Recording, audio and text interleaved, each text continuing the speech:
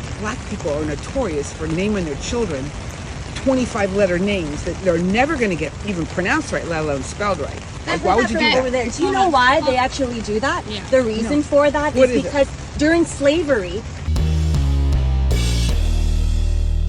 How's everybody doing? My name is Anthony Brian Logan, and today we got to talk about a pretty interesting video on the internet featuring a conversation between a white woman and someone who I presume is black about black names, some of the more complex names, the Ishas and all kind of other stuff. Now, if you have that kind of name, nothing against you. I'm not trying to attack your name, and I don't know why that was the topic they were having that day. I don't know the context behind that video you saw a little bit earlier in this video.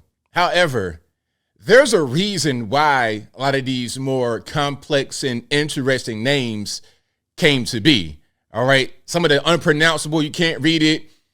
That did not happen until way later, way past slavery. Now, before I get into it, let's go ahead and roll that full clip so we can get the full context, and then I'm going to give my 2 cents.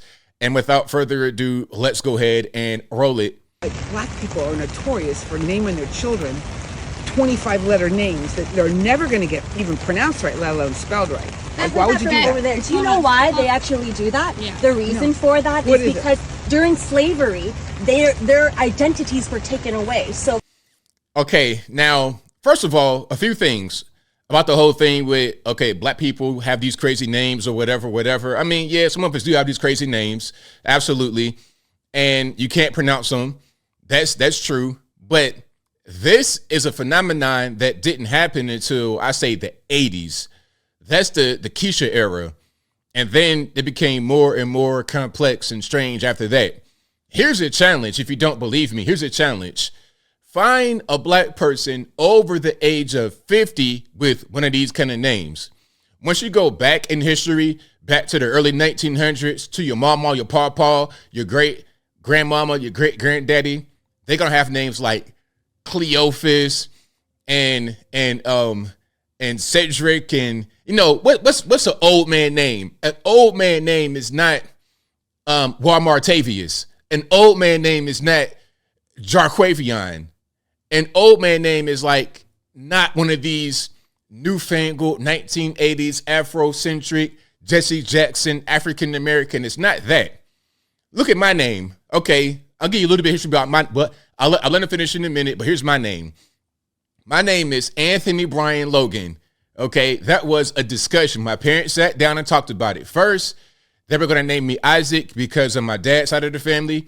Mom was like, "Nah, we're not going to do that." I vetoed that decision because that's not going to be a good name for a black boy named Isaac. We're not going to do that. Shout out to all the Isaacs out there, but that wasn't going to be it.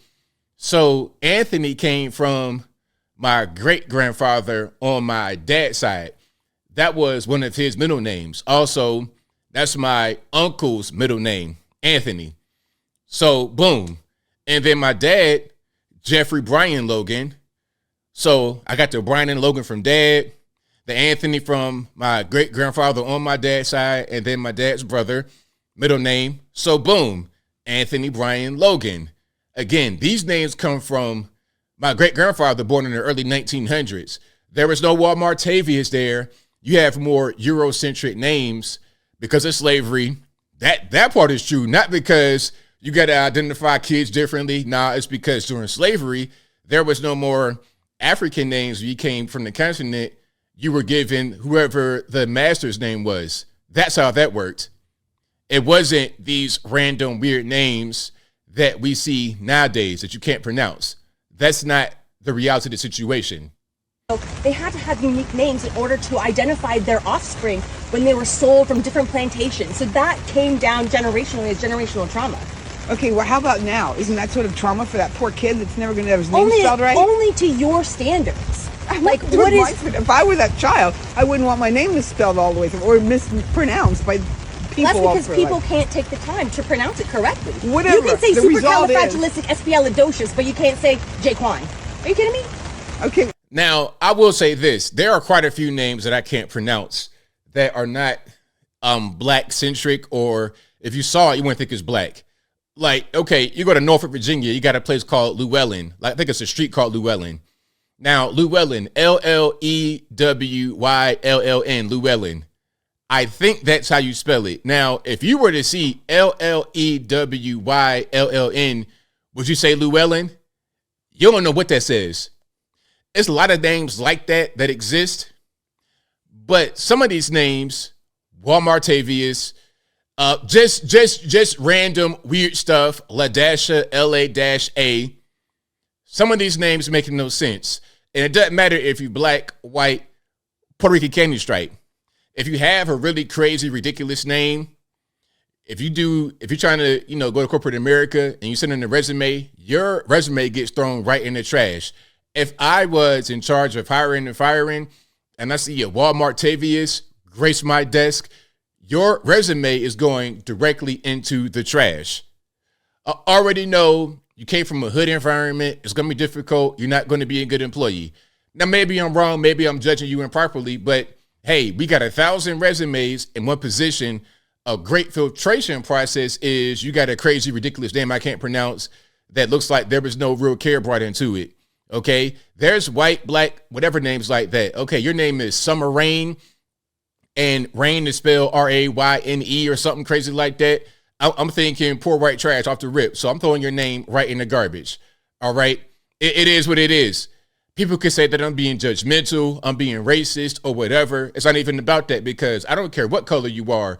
If you have a name that's obviously ridiculous and it's not necessarily a cultural thing, like you came from Africa or Europe or somewhere, you're in America, some kind of name like that, I'm throwing it in the garbage. Whatever the result is, the poor child does not have his name pronounced correctly or spelled correctly. Because people do not take the time. You can take the extra whatever 2 seconds to do it, but instead you're sitting here making fun of a whole culture of people for things that they didn't have a choice on. Well, you do have a choice because, okay, if you're an American, you're born in America. Again, I'm not speaking about other people, like different cultures. If you come from China or somewhere, your name is Lo Shopping or something. Okay, it is. You're Chinese. That's normal for your culture over there. But if you're an American, you're born here, you're raised here, you have generations that come from here, and then you decide after 9 months of gestation, a baby shower, pictures, all kind of stuff. After all that, you decide to name your baby Jarquavion. Like, here's a good example. In the Young Thug case with Fonnie Willis, you got guys in this case named, I don't even know, Tank Lovius, some kind of random. You already see these names and you could kind of associate them with gangs and violence and things of this nature. All right. So, I mean, if you do that in America, you are setting your kids up for failure, for sure. Do you have a name that gets misspelled a lot? I sure don't. Well, Because my mom whitewashed my name. So that's racist. Whitewash my name? That's crazy. So if I have a name that's easy to pronounce, a name that's more congruent with American culture, and there's such thing called American culture at a certain point, if my name was more congruent, like, okay, my name is Anthony. Very common name, actually, in the black community. That's something else. You know, you got different groups of people. You got these really weird and ridiculous names in the black community, but you also got regular names. I remember one time as I closed, I'm working at Old Country Buffet. I'm like, how old am I? 18, 19. I'm, high school, college, that age. And I'm in the back washing dishes. And there's two other guys back there with me. Everybody's black. We all had to go by our last names because we were all named Anthony. All of us on one shift would be had the same name, Anthony. So, okay, they call me Logan, call him XYZ, call him ABC. And that's just kind of how it was a lot. Very common names, Anthony, Antonio. And then they got, okay, little Anthony, big Anthony. But then you have a really random, weird name. That started in the 1980s. It was not about slavery. It's the same way that the term African American came to be, because 1989, Jesse Jackson declared that we be named as such. The term African American existed before then, but it did not become mainstream and popular and the standard until Jesse Jackson declared it. Now, I don't know who appointed him as the king of black people, as a leader of the blacks in the USA, but personally, I don't really like that kind of name. You can just call me Black American, that's fine. African American, I'm not African. I've been here for a very long time. My family being here, going back to 1700s. We came from Virginia. The original Virginia before was West Virginia. This is where the first slaves came in the 1600s. So I am an American, not African. Do I have African ancestry? Of course, obviously. You see my face.